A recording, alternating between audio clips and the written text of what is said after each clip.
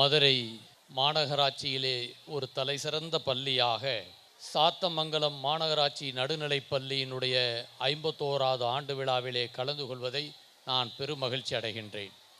இந்த அற்புதமான பள்ளியினை மிக சிறந்த முறையிலே வழிநடத்தக்கூடிய மரியாதைக்குரிய தலைமை ஆசிரியர் ஜோசப் ஜெயசீலன் அவர்களுக்கு என் வணக்கத்தை நான் தெரிவித்துக் கொள்கின்றேன்.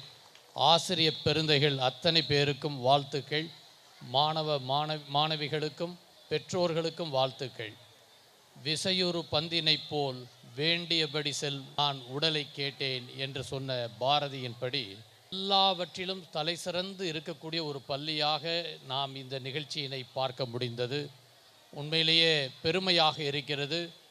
இந்த பள்ளியில் படித்த ஒரு மாணவன் IAS ஆஃபீஸராக வந்திருந்து மதுரையில் மட்டுமல்ல தமிழகத்திலே ஒரு தலை சிறந்த வீரபாண்டி IAS என்பதை நான் இந்த நேரத்திலே பெருமையோடு கூறிக்கொள்ள கடமைப்பட்டிருக்கின்றேன். ஒரு தலை சிறந்த புவியியல் பாடத்திலே 200க்கு 197 மதிப்பெண்களை பெற்று இன்று ஒரு கலெக்டராக வரக்கூடிய ஒரு மிகப்பெரிய பலரை உருவாக்கிய இந்த பள்ளியிலே இப்பொழுதும் ஒரு மாணவன் மணிகண்டன் என்ற ஃபோட்டோகிராஃபர், அவருக்கு என்னுடைய வாழ்த்துக்களை நான் தெரிவித்துக் கொள்கின்றேன். இன்றைக்கி பிள்ளைகள் ரெட் கிராஸில் நான் அதில் லைஃப் மெம்பராக இருக்கின்றேன். இந்த பிள்ளைகள் மிக சிறந்த முறையிலே ரெட் கிராஸிலே அவர்கள் வந்து கொண்டிருக்கிறதும், அப்துல் கலாம் உறக்கத்தில் வருவதில்லை கனவு, உன்னை உறங்க விடாமல் இருப்பதுதான் கனவு என்ற கனவை நினைவாக்கக்கூடிய பள்ளி. ஒரு தலை சிறந்த மாணவ மாணவிகள், நம்முடைய நீதிபதியைப் போல பலரும் வர வேண்டும்.